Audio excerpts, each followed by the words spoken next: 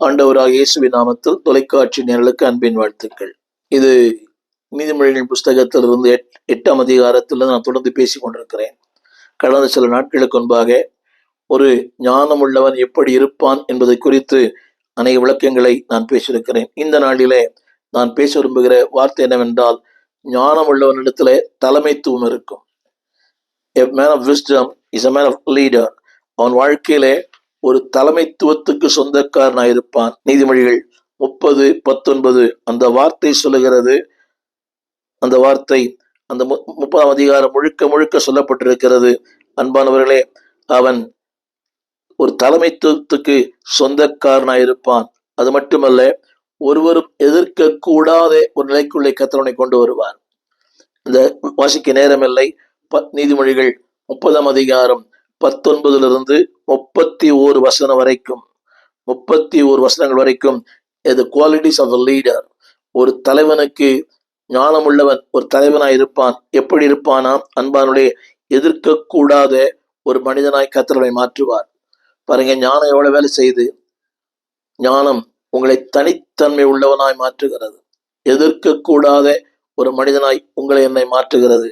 அது மட்டுமல்ல அன்பானுடைய, அந்த ஞானம் என்ன செய்ய சொன்னால், it makes you man of loyalty. இந்த இன்டெகிரிட்டி, ஆனஸ்டி, இதெல்லாம் வேற. லாயல்டி என்பது எல்லாவற்றுக்கும் மேலான ஒன்று. அதாவது அது உண்மையிலும் உயர்ந்தது. Man of loyal. அந்த லாயல்டி 19ஆம் அதிகாரம் 22ஆம் வசனம் அந்த வார்த்தை சொல்லப்பட்டிருக்கிறது. அன்பானவர்களே, அவன் எப்பொழுதும் நன்மை செய்கிற ஆசை கொண்டிருப்பானாம். நீதிமொழிகள் 19:22 எப்பொழுதுமே நன்மை செய்வதற்கு அவன் ஆசை கொண்டிருப்பான். அந்த அவனுடைய எண்ணங்கள் எல்லாம் always doing goodness is a man of loyal. நன்மை செய்வதிலே அவன், அதாவது அந்த நன்மை செய்வதில் எனக்கு ஒரு ஆசை. அவன் ஆசையெல்லாம் நன்மை செய்ய வேண்டும். அதுதான் ஞானம் உள்ளவர். இதை இந்த நாட்களை தேடி கண்டுபிடிப்பது மிக கடினம். நீங்களும் நானும் அப்படிப்பட்ட மனிதனாய் இருக்க ஆண்டவர் நமக்கு உதவி செய்வாராக. Is a man of patience.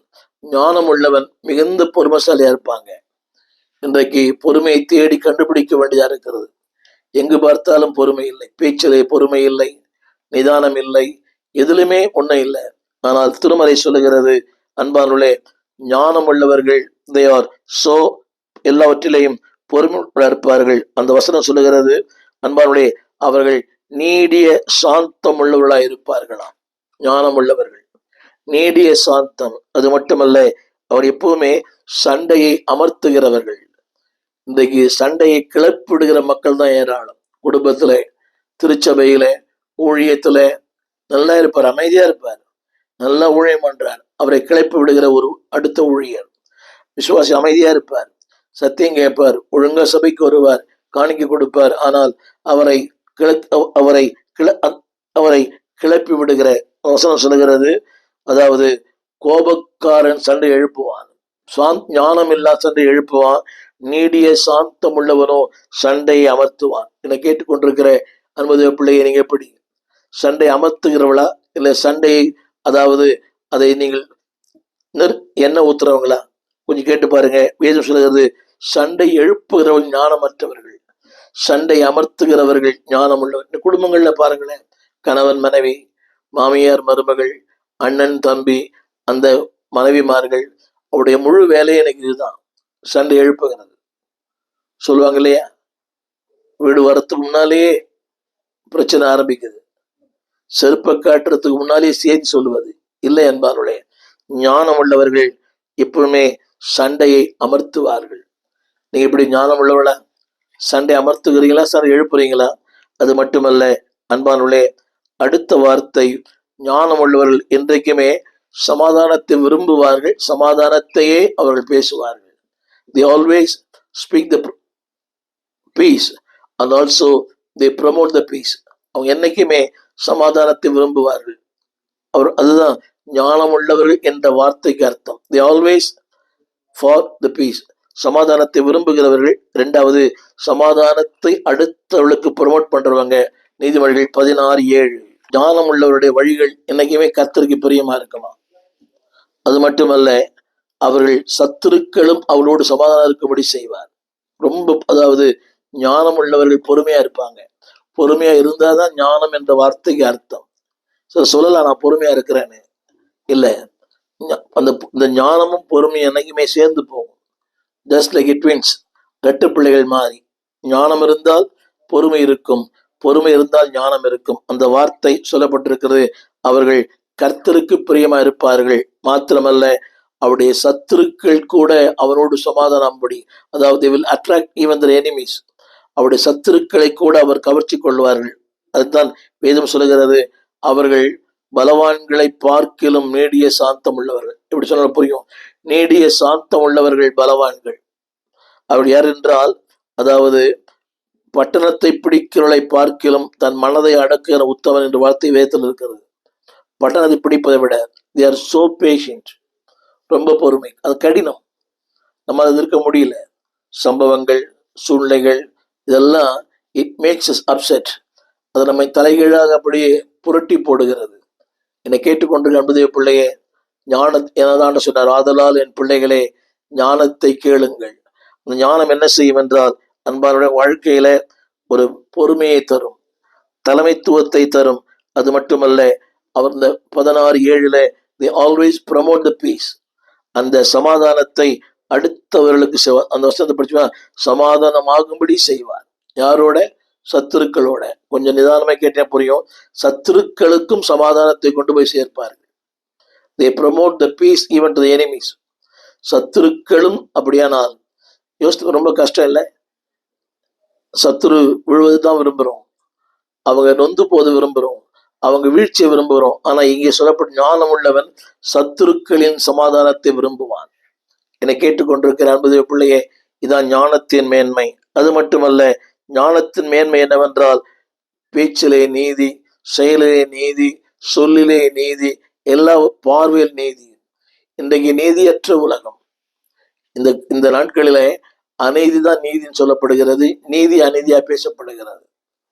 நீதி அநீதியாய், நீதியா வாழறாங்க, ஆனா அவங்களை அக்கிரமக்காரன்னு சொல்றாங்க. அக்கிரமமா வாழறாங்க, அவனை நீதிமான் சொல்றாங்க. அந்த வார்த்தையை நான் படிக்கிறேன், கேளுங்கள். அதாவது a man of righteousness, வாழ்க்கையில எல்லாமே நீதி இருக்கும். நீதிமொழிகள் 4:26, அவன் வாழ்க்கை எல்லாமே நிலைவரப்பட்டிருக்கும், நீதி இருக்கும். தமிழ் பைபிள்ல அதாவது சீர்தூக்கி பார்க்கிறான். இன்னைக்கு நீதி இல்லையே, நல்லாவே தெரியும் இது தவறு.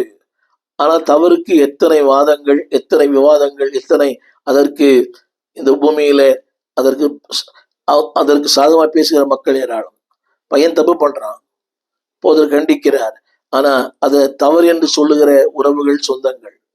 நீதி இல்லாத ஒரு உலகம், அநீதியான உலகம். ஆனா வேதம் சொல்லுகிறது, அன்பானவர்களே, ஒரு ஞானம் உள்ளவன் தன் நடையை சீர்தூக்கி பார்ப்பான், அவன் வழிகள் எல்லாம் நிலைவரப்பட்டிருக்கும். இன்றைக்கு கிறிஸ்தவ உலக திருச்சபையிலே நீதியே இல்லை. எல்லா இடங்களிலுமே நீதி இல்லாத ஒரு உலகம். நல்லாவே தெரியும். இது அநீதி, அடுத்த இடத்தை அபகரிப்பது, பொய்க்கை எழுத்து போடுவது, பத்திரங்களை மாற்றுவது, இதெல்லாம் அநீதி நல்லாவே தெரியும். பட் ஸ்டில் அவங்க நினைக்கிறாங்க அந்த காலத்துக்கு அது போதும், நிகழ்காலத்துக்காக வாழ்கிறார்கள், எதிர்காலத்தை பற்றி அக்கறையே இல்லை. அதுக்கு பல விளக்கங்களை சொல்லுவாங்க. ஆனா வேதம் சொல்லுகிறது, நீதிமானுடைய வாழ்க்கை அவன் என்றைக்குமே தன் நடைகளை சீர்தூக்கி பார்ப்பான். மாத்திரமல்ல, அவன் வழிகளெல்லாம் நிலைவரமாயிருக்கும். அதே 4:27 அடுத்த வார்த்தை, வலதுபுறம் இடதுபுறம் சாய மாட்டான். அடுத்து தெரியுமா? ஆல்வேஸ் ஃபார் த ரைச்சஸ்னஸ், வலதுபுறம் இடதுபுறம். அது மட்டுமல்ல, அவன் கால் என்றைக்குமே தீமைக்கு விலகி நிற்கும்.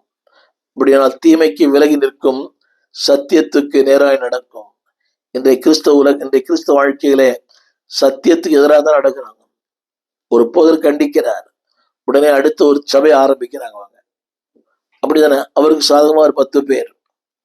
அதாவது இன்றைய பெருக்கம் என்று சொல்வதை விட பிரிவினைகள் தான் அதிகம். அவர் ஏன் கண்டிக்கிறார்? அடுத்த போதகர் கூட அவர் ஏன் கண்டித்தார் என்று கேட்பதில்லை. ஏன் வந்தாரு, என்ன பிரச்சனை கேட்கறது இல்லை. அங்கே அவருக்கு ஒரு திறந்த வாசலை அவர் வைத்திருக்கிறார். அப்படி அவங்க சொல்லுகிறாங்க.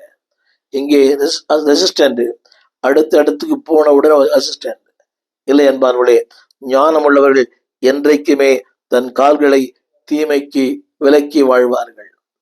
நாட் ஓன்லி தட், தீமைக்கு விலக்கி வாழ்வது மட்டுமல்ல, அடுத்த வார்த்தை சொல்லப்பட்டிருக்கிறது. அவர்கள், வேதம் சொல்லுகிறது, அவர்களால் ஜனங்கள் மகிழ்வார்கள். மாத்திரமல்ல, அவர்களால் ஜனங்கள் மகிழ்வார்கள். ஜனங்கள் மகிழத்தக்க அளவுக்கு அவருடைய வாழ்க்கை இருக்கும். அவர்கள் வாழ்க்கையிலே நீதி இருக்கும்.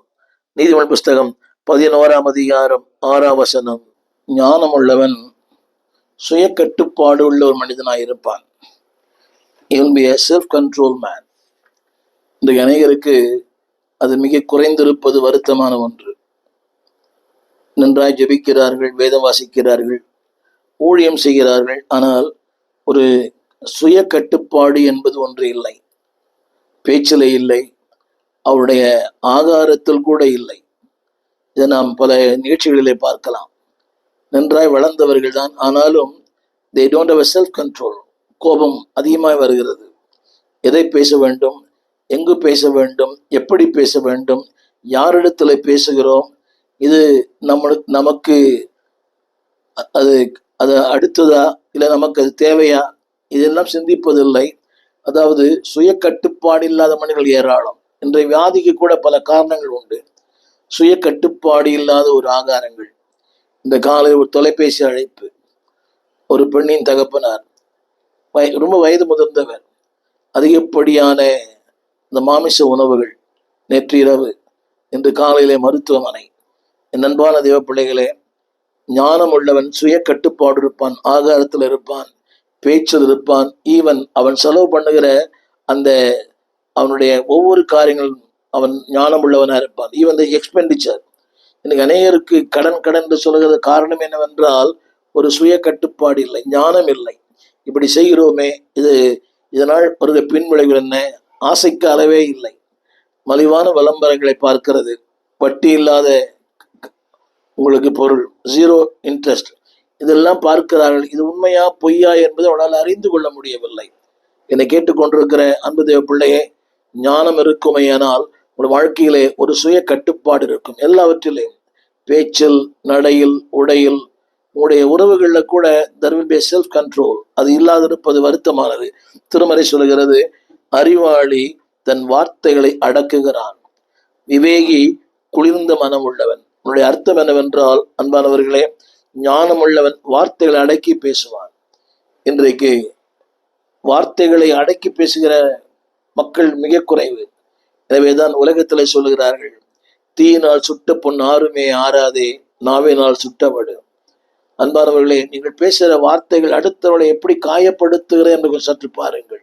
இந்த வசனம் சொல்லுகிறது, விவேகி, ஞானம் உள்ளவன் குளிர்ந்த மனம் உள்ளவன். அழுத்தங்கள் வருகிறது, அவனுக்கும் போராட்டம் வருகிறது, அவனுக்கும் பாடுகள் வருகிறது, ஆனால் அவனுக்குள்ள ஒரு சுய கட்டுப்பாடு. என் அன்பு தேவ பிள்ளைகளை கேட்கிற உங்களுக்கு அது உண்டாக வேண்டும் என்று ஜெபிக்கிறேன், விரும்புகிறேன். நீங்கள் விரும்புங்கள். ஆண்டவரே, என் வாழ்க்கையிலே ஒரு சுய கட்டுப்பாட்டை தாரும். அந்த வார்த்தையின், அதாவது என் வார்த்தைகளில் சுய கட்டுப்பாடு. திரையில் பாருங்கள், என் வார்த்தைகளிலே, தன் வார்த்தைகளை அடக்குகிறான், அவன் தான் ஞானம் உள்ளவன். இன்னைக்கு மக்களுக்கு என்னன்னா, எனக்கு தெரியும், நான் பேசுறேன், எனக்கு வாய் இருக்குது, நான் பேசுவேன், எனக்கு தகுதி இருக்கு, நான் பேசுவேன். இல்லை அன்பார்களே, ஞானம் உள்ளவர்கள் தன் வார்த்தைகளை அடக்கி பேசுவார்கள். இத்தனை அழகான வசனம். அது மட்டுமல்ல, ஞானம் உள்ளவர்கள் குளிர்ந்த மனம் உள்ளவர்கள். அதே திருமறையில 25ஆம் அதிகாரம் 28ஆம் வசனம் சொல்லுகிறது, 25, 28, தன் ஆவியை அடக்காத மனுஷன் மதிலிடிந்த பாழான பட்டணம் போல் இருக்கிறான். அந்த செல்ஃப் கண்ட்ரோல் நிறைய பேருக்கு அது இல்லை. ஊழியர்களுக்கு கூட அது இல்லாதிருப்பது வருத்தமானது. இந்த பல கூடுகைகளை ஒரே கூச்சல் குழப்பம், ஐக்கியங்களிலே கூச்சல் குழப்பம், அது சரியான ஒன்று அல்ல.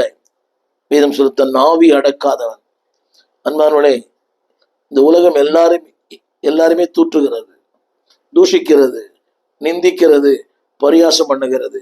ஆனால் திருமறை சொல்லுகிறது, அன்பானவர்களே, அதை சந்திக்கிறவன் தான் ஞானம் உள்ளவன். எத்தனையோ ஊழியர்களை குறித்து தீமையாய் பேசுகிறார்கள், கமெண்ட்ஸ் கொடுக்குறாங்க, கிரிட்டிக்ஸ் கொடுக்குறாங்க, எல்லா ஊழியர்களை பற்றியுமே. திருமறை சத்தியம் என்னவென்றால் ஞானம் உள்ளவர் இருக்கனால அவர்கள் தங்களுடைய சுபாவத்தை, தங்களுடைய கோபத்தை, தங்களுடைய எண்ணங்களை அடக்கி ஆளுகிறார்கள். வேதம் சொல்கிறது, அடக்காத மனுஷன் பாழான பட்டணம் போல் இருக்கிறான். யோசித்து பாருங்கள், அந்த பட்டணம் யார் குடியிருப்பார்கள்? அது குடியிருக்க முடியாது, யாருக்குமே பயன்படாது. காரணம், அது பாழான பட்டணங்கள். என் அன்பு தேவ பிள்ளைகளே, நீங்கள் பயனுள்ளவர்களாக இருக்க வேண்டுமானால் முதலாவது you must NEET a self control. ஒரு சுய கட்டுப்பாடு தேவை என்பதை மிகுந்த பணிவோடு சொல்லுகிறேன். ஒருவேளை பிரசங்கம் பண்ண ரொம்ப ஈஸி, ஆனால் வாழ்க்கையில அதை கடைபிடிப்பது மிக கடினம். ஏனென்றால் அது நமக்கு விரோதமாக, நம்முடைய ஆவிக்குரிய கனிகளுக்கு விரோதமாக போராடுகிற மக்கள் ஏராளம்.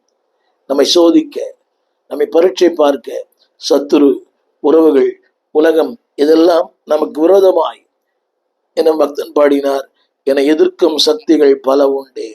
இப்படிப்பட்ட உலகத்திலே வேதம் சொல்கிறது, அதை நீதிமொழிகள் 29:11, மூடன் தன் உள்ளத்தை எல்லாம் வெளிப்படுத்துகிறான், ஞானியோ அதை பின்னுக்கு அடக்கி வைக்கிறான். இந்த அழகான வசனம்.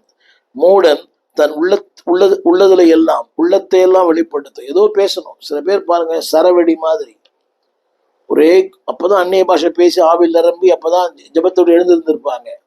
உடனே ஒரு சரவெடி, ஒரு பட்டாசு, ஒரு சிவகாசி பட்டாசை விட ரொம்ப பயங்கரமா சத்தம் போடுவாங்க.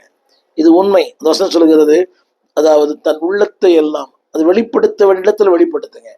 யோசேப்பு அவன் தன் சகோதரருடைய அந்த நிலையை பார்த்து அவன் பொங்கி அழுதான். வெளிப்படுத்த விரும்பினா அவனை வெளிப்படுத்த முடியல. அவன்தான் ஞானி. தன் உள்ளத்தை எல்லாம் அவன் மூடன் வெளிப்படுத்துகிறான், ஞானி அதை யோசிக்கிறான். அடுத்த வசனம் போட்டிருக்குது, அடுத்த வசனம், ஞானியோ அதை பின்னுக்கு அடக்கி வைக்கிறான். என்னை கேட்டுக்கொண்டிருக்கிற அன்பு பிள்ளைகளே, அதை பின்னுக்கு, அது முந்தி வருகிறது, பொங்கி எழுகிறது. பொறுத்தது போதும், பொங்கி எழு வேண்டாம். அது உலக மனிதர்களுக்கு தான். ஆனால் உங்களுக்கு எனக்கும் தேவன் சொல்கிறார், அதை பின்னுக்கு அடக்கி வை. அதே வார்த்தை திரும்ப திரும்ப, அடுத்த வார்த்தை 10ஆம் வசனத்துல, ஞானி ஆபத்து காலத்திலே அவன் சோர்ந்து போவதில்லை. ஆபத்து காலத்திலே அவன் சோர்ந்து போவதில்லை. எல்லாருக்கும் பாடுகள் வருது, அவனுக்கு தெரியும். அன்பானவர்களே, அதுதான் ஒரு செல்ஃப் கண்ட்ரோல். 29:11. அடுத்த ஒரு வாசல் எழுதுகிறேன். ஒரு ஞானி யார் என்பன் சொன்னார், கவனிங்க. எந்த எதிர்ப்புகளையும் சமாளிக்கிறவன். ஆங்கிலத்தில் பயன்படுத்தப்பட்ட வார்த்தை ஸ்ட்ரென்த் இன் அட்வர்சிட்டி. எதிர்மறையான சூழ்நிலையிலே பலமுள்ளவனாயிருப்பான். பாடுகள் வரும், போராட்டங்கள் வரும். ஆரம்பத்தில் 24:10, ஆபத்து காலத்தில். அது எப்போ வரும் தெரியாது, எப்படி வரும் தெரியாது, யார் மூலமா வரும் தெரியாது. ஆபத்து காலம், times of darkness, times of crisis, இக்கட்டின் காலம், யுத்தத்தின் காலம், வனாந்திரத்தின் காலம். ஆபத்து காலத்தில் வேதம் சொல்லுகிறது, சோர்ந்து போவதில்லை. ஏனென்றால் அவனுக்கு தெரியும், அவன் சோர்ந்து போவதில்லை. ஏனென்றால் அவன் பலன் குறுகி விடும் என்று அவனுக்கு தெரியும். என்னுடைய வார்த்தை கவனிங்கள். அதாவது ஸ்ட்ரென்த் இன் அட்வர்சிட்டி. அப்படிப்பட்ட நேரங்களில கூட அவன் பலன் கொள்ளுவான். நீதிமானோ, அந்த வார்த்தை சொல்லப்படுது, அவன் விசுவாசிக்கிறவன் பதறான். பாடுகள் வரலாம். அந்த ஏசாயா அதிகாரம் 32 வாசிக்கும் போது, பெருவெள்ளம், பெருங்காற்று, புயல், சூறாவளி, வறட்சி. ஆனால் வசனம் போட்டிருக்குது, அதாவது விசுவாசிக்கிறவன் பதற மாட்டான். எல்லா அன்பானவர்களை திரும்ப திரும்ப சொல்லுகிறேன், இது கடினம். ஆனால் அதை வாழ்க்கையில் அப்பியாசிக்க தேவ கிருபை தேவை. ஞானம் உள்ளவன் ஸ்ட்ரென்த் இன் அட்வர்சிட்டி. அந்த ஜனங்களை பெற இழந்து போகிறோம். ஒரு வியாதி வரும்போது, ஒரு போராட்டம் வரும்போது, ஒரு பாடுகள் வரும்போது, ஒரு ஏமாற்றம் வரும்போது, ஒரு துக்கம் வரும்போது, இழப்பு வரும்போது, ஆரோக்கியம் குறையும் போது. ஆனால் வேதம் சொல்வது, ஞானம் உள்ளவன் சோர்ந்து போவதில்லை. தேவன் அந்த கிருபைகளை உங்களுக்கும் எனக்கும் தருவாராக. ஞானம் உள்ளவன் அடுத்த வார்த்தை, அன்பானவர்களே, அவன் எப்பொழுதுமே அடுத்தவர்களுக்கு போதிக்கிற ஒன்றை விரும்புகிறவன். 15:31 அது சொல்லப்பட்டிருக்கிறது, கடிந்து கொள்ள ஏற்றுக்கொள்ளுவான். அவன் தான் ஞானம் உள்ளவன். இன்னைக்கு யாருக்குமே இந்த கரெக்ஷனை விரும்புறதே இல்லை. இந்த கரெக்ட் பண்ணோம்னா அடுத்த நாள் அவர் இன்னொரு சபை ஆரம்பிக்கிறார். அவருக்கு ஒரு கூட்டம் இருக்கிறது, அவருக்கு ஒரு பின்னணி இருக்கிறது, அவர் ஒரு கூட்டணி வச்சிருக்கிறார். பாவம் இந்த ஊழியர்கள். ஆனால் ஞானம் உள்ளவர்கள் 10:31 ஜீவனுக்கு ஏதுவான கடிந்து கொள்ளுதலை அவர் ஏற்றுக்கொள்ளுவார்கள். இன்னைக்கு அதை ஏற்றுக்கொண்ட மக்கள் யாருங்க? எல்லாரும் பட்டிமன்றம் தான். நான் என் வார்த்தை மேலோங்க வேண்டும், நான் சொல்லு நடக்க வேண்டும். அப்படி நடக்கலைன்னா உடனே அவர் இன்னொரு சபை, உடனே அது அவருக்கு ஏற்ற ஒரு 10 பேர் கட்டாயம் இருப்பாங்க எல்லா சபையிலுமே. அதிருப்தியால் இல்லாத சபைகளே இல்லை. திருமதி சொல்லுகிறது, ஞானம் உள்ளவன் கடிந்து கொள்ளுதலை ஏற்றுக்கொள்ளுவான். என் அன்பு தேவ பிள்ளையே, அக்செப்ட் த கரெக்ஷன்ஸ். கடிந்து கொள்ள ஏற்றுக்கொள்றீங்களா? இது சரியில்லை, அதை ஒத்துக்கொள்ளுகிற மக்கள் மிக குறைவு. அவங்க தான் பிடிச்ச முயலுக்கு 3 கால். நல்லா ஜெபிக்கிறவங்க தான், நல்லா ஊழியம் பண்றவங்க தான், but they don't accept the corrections. கவனிங்கள், உங்களை கரெக்ட் பண்றதுனால ஒரு ஊழியனுக்கு மகிழ்ச்சி அல்ல. உங்களை கரெக்ட் பண்ணுவது பரலோக தேவனுக்கு விருப்பம். வேதம் சொல்கிறது, கடிந்து கொள்ளல் வெறுக்கிறவன் தன் ஆத்துமாவை வெறுக்கிறான். அந்த வசனத்தை படிக்கிறேன் கேளுங்கள். அதாவது கடிந்து கொள்ளுதலை வெறுக்கிறவன் அவன் ஞானம் ஏற்றுக்கொள்ளுவான். அதாவது அடுத்த வார்த்தை, அவன் காது ஞானிகளிடத்திலே தங்கும். கருத்து தெரியுமா? அவன் செவிகள் எப்போதுமே ஞானிகளுடைய சத்தத்தை செவி கொடுக்கும். ஆபக்கு சொல்லுகிறார் 2ஆம் அதிகாரத்திலே, அவர் என்ன சொல்லுவார் என்று கவனித்து கேட்பேன். அந்த ஆபக்கு 1ஆம் அதிகாரத்துல 23 கேள்விகள் இருக்கிறது. கொடுமை சந்திக்கிறார், இழப்பை சந்திக்கிறார், ஏமாற்றங்களை சந்திக்கிறார், வியாதியை சந்திக்கிறார், அக்கிரமங்களை சந்திக்கிறார், அநியாயத்தை சந்திக்கிறார், துன்மார்க்கனை சந்திக்கிறார். அந்த அதிகாரம் ஆரம்பிக்கும் போதே பாரத்தோடு இருக்க ஒரு தீர்க்கதரிசி. ஆனால் 2:1 சொல்லுகிறார், அவர் கடிந்து கொள்ளும் போது, அவர் கரெக்ட் பண்ணும் போது நான் காத்திருப்பேன். என்னை கேட்கிற அன்பர் தேவ பிள்ளையே, do you willing to correct? உன்னை சரி செய்வதற்கு உனக்கு விருப்பமா? இன்னைக்கு யாருமே யாரையும் சரி பண்ண விரும்பல. ஒரு பிள்ளைய சரி பண்ணா அடுத்த நாள் ஸ்ட்ரைக் தான், சாப்பிட்றது இல்லை, 2 நாள் பேசுறது இல்லை. உலகமே அப்படித்தான். ஒரு சொல்றோம், இது தவறு, இந்த ஆடைகள் தவறு, இது இப்படி அடுத்தவருடைய முகம் சுழிக்கிற வைக்கிற அந்த உடைகள் தவறு. 2 வாரம் சபைக்கு வர மாட்டார். அப்புறம் பாஸ்டர் அவர் வீட்டை தேடி போகணும். அதுக்கு ஒரு பட்டிமன்றம், என்னை தேடி பாஸ்டர் வரலையே. ஏன் சொல்லுகிறோம், எதற்கு சொல்லுகிறோம்? ஆலயத்துல தூங்குறாங்க, தூங்காதே அப்படி சொன்னா அவங்களுக்கு அதை ஏற்றுக்கொள்ள மனம் இல்லை. நீங்க எப்படி சொல்லுவீங்க 4 பேருக்கு முன்னால? அது தனியா சொன்னாலும் அவங்களுக்கு அதை ஏற்றுக்கொள்றதில்லை. பொது வழியில் சொன்னால் ஏற்றுக்கொள்றதில்லை. பொது வழி சொல்வது தவறு என்பது தெரிகிறது. அப்போவாடி அவங்க ஏற்றுக்கொள்வாங்களா? அவங்களுடைய தூக்கம் அடுத்தவரை தூங்க வைக்கிறது. ஒரு கொட்டாய் விடுகிறார், அந்த கொட்டாவை அடுத்தவனை கொட்டாய் விட வைக்கிறது. ஒரு வெளியே போகிறார், பிரசங்கம் பண்ணுகிறவர் தண்ணி குடிக்கிறது இல்லை, ஆனா இவர் தண்ணி குடிக்கிறார், வெளியே போறார், உள்ள வர்றார். அதை பார்த்து இன்னொரு செய்கிறார். அவரை கரெக்ட் பண்ணா அவ்வளவுதான், அடுத்த நாள் அவர் இன்னொரு சபையை ஆரம்பிச்சிருவார். இதை கேட்டுக்கொண்டு கண்பதே பிள்ளையே, ஜீவனுக்கு ஏதுவான கடிந்து கொள்ள ஏற்றுக்கொள்ளுகிறான், அவன் தான் ஞானம் உள்ளவன். அதை மாற்றி சொல்வேனே, ஆனால் ஞானம் உள்ளவன் ஜீவனுக்கு ஏதுவான கடிந்து கொள்ளுதலை ஏற்றுக்கொள்வான். அது மட்டுமல்ல, அவன் காது ஞானிகளிடத்துல தங்கும். இந்த ஊர் பேச்சு, ஊர் வம்பு, இந்த டீக்கடை பெஞ்சு, இதெல்லாம் they don't listen to that. அநேக ஊழியர்களை பார்க்கிறேன், எனக்கு தெரியும். அதே ஊழியர்கள், அதாவது பஸ் ஸ்டாண்ட்ல காலை முதல் மாலை வரை அந்த பஸ் ஸ்டாண்ட்ல பேச்சு, இல்லாட்ட ஒரு மளிகை கடை, ஒரு இல்லாவிட்டால் ஒரு முடித்திருத்தும் நிலையம். இது உண்மை, நான் சந்தித்தேன். அந்த முடித்திருத்தும் நிலையத்தில் காலை முதல் பகல் நேரம் வரை அவர்கள் பேசுகிறார்கள். அந்த ஊழியனை குறித்து, இந்த ஊழியனை குறித்து, இல்லாவிட்ட ஒரு ஏதோ ஒரு இடத்துல, ஒரு காஃபி ஷாப்ல, டீ கடையில. நான் சொல்ல வந்த வார்த்தை, ஞானிகளுடைய இதயம், அதாவது காது, அவருடைய காது ஞானிகளுடைய இடத்திலே தங்கும். அப்படி சொல்ல மாற்றி சொல்வேனால், அவர்கள் செவிகள் always sharpen to the wise man. ஒரு ஞானம் உள்ள என்ன சொல்லுவார் என்று காத்திருக்கிறார். இதைத்தான் அவர் என்ன சொல்லுவார் என்று நான் கவனித்து கேட்பேன். ஆபக்கு 2:1. என்னை கேட்டுக்கொண்டிருக்கிற அன்பு தேவ பிள்ளையே, திரும்ப சொல்லுகிறேன், is a man of teachable man. கற்றுக்கொள்வதற்கு விரும்புகிறவன். இன்னைக்கு ஜனங்களுக்கு கற்றுக்கொள்ள விருப்பமே இல்லை. இந்த ஊழியர் கூடுகைகளை பாருங்களேன், எல்லாம் எனக்கு தெரியும், நான் சகலக்கலா வல்லவன், வேதத்தை பிரித்து கூட பார்ப்பதில்லை. நீங்கள் முதிர்ந்த ஊழியரா இருக்கலாம், வயது முதிர்ந்த ஊழியரா இருக்கலாம், நரைமுடி உள்ள ஊழியரா இருக்கலாம். உங்களை நான் கனம் பண்ணுகிறேன், உங்களை நான் வாழ்த்துகிறேன், உங்களுக்கு நான் அடிபணிகிறேன். ஆனால் அன்பு ஊழியர் தேவ பிள்ளைகளே, எப்பொருள் யார்வாய் கேட்பினும் அப்பொருள் மெய்ப்பொருள் காண்பது அறிவு. இது உலகத்தின் வார்த்தை மட்டுமல்ல, இது சத்தியம். அவர் பேசுகிறார், அதை கேளுங்களேன். ஒருவேளை அன்பானுடைய அதில் கர்த்தர் உங்களோடு பேசுவார். பாலகர் வாயினாலே அவர் துதி உண்டாக்குகிற தெய்வம் அல்லவா? பாலகர் வாயினாலே சத்தியத்தை பேசுகிற தெய்வம் அல்லவா? யாரை கொண்டு பேசுவார்? என்னை கொண்டு தான் பேச வேண்டும் என்று அர்த்தமே இல்லை. God can speak through anyone. So ஒரு வைஸ் மேன் ஆல்வேஸ் டீச்சபிள். கற்றுக்கொள்ள விரும்புகிறவன். நிறைய பேர் கற்றுக்கொள்ள ஆசையே இல்லை. எங்கள் ஆராதனைகள் இந்த கீழ்கண்ட விலாசத்திலே நடக்கிறது.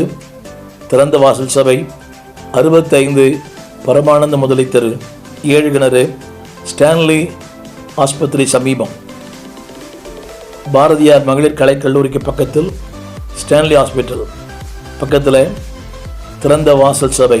ஒவ்வொரு ஞாயிற்றுக்கிழமை காலை 8 மணி முதல் 10 வரை, மாலை 6 மணிலிருந்து 8 வரை விடார நடக்கிறது. பங்கு பெறுங்கள். ஒரு நாளும் செவ்வாய்க்கிழமை 12 மணிக்கும் வெள்ளிக்கிழமை 12 மணிக்கும் ஜெபங்கள் நடக்கிறது. வாருங்கள், பங்கு பெறுங்கள், தேவ வார்த்தையை கேட்டு தேவனை மகிமைப்படுத்துங்கள். God bless you. அன்பானவர்களே, நீங்கள் திரையிலே திறந்த வாசல் துதியொலி கீதங்கள் என்ற ஒரு பாடல் புஸ்தகத்தை நீங்கள் பார்க்கலாம். ஏறக்குறைய ஒரு 773 பாடல்கள், புதிய பாடல்கள், பழைய பாடல் இருக்கிறது. சபையிலே பாடி கர்த்தரை ஆராதிக்க இந்த புஸ்தகத்தை வெளியிட்டிருக்கிறோம். இது ஊழியர்களுக்காக, சபைகளுக்காக நாங்கள் அதை குறைந்த விலையிலே கொடுக்கிறோம். இந்த பாடல் உங்களுக்கு தேவையானால் நீங்கள் எங்களோடு கூட தொடர்பு கொள்ள முடியும். இந்த கீழ்காணும் இந்த தொலைபேசிகளை எங்கள் தொடர்பு கொள்ளலாம். கூகுள் பே, அதில் எங்கள் பணம் அனுப்பலாம். ஊழியர்களுக்கு அதில் சலுகைகள் உண்டு.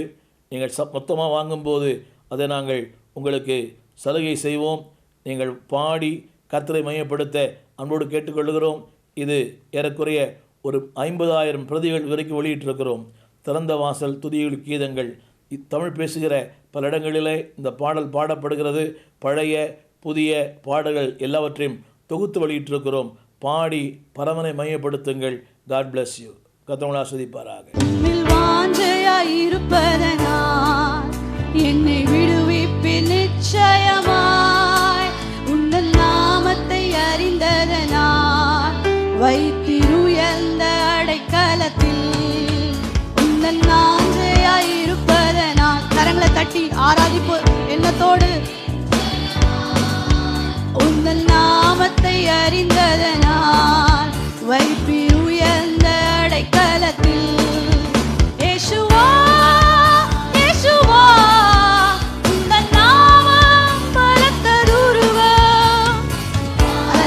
சொல்லி கூப்பிடுங்க.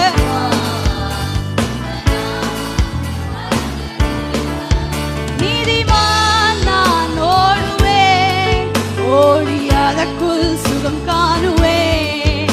நீதிமான் நான் ஓடுவேன், ஓடி அதற்குள் சுகம் காணுவேன். உம்மில் வாஞ்சையாயிருப்பதனால் உன்னல் நாமத்தை அறிந்ததனால் வைப்பிருயர்ந்த அடைக்கலத்தில் உம்மில் வாஞ்சையாயிருப்பதனால். உணர்ந்து சொல்லுங்க. I know நீர் என்னை விடுவிப்பீர். Hallelujah. ஆபத்து நாளில் கூப்பிடும் எனக்கு பதில் அளிப்பீர் வெகு விரைவில்.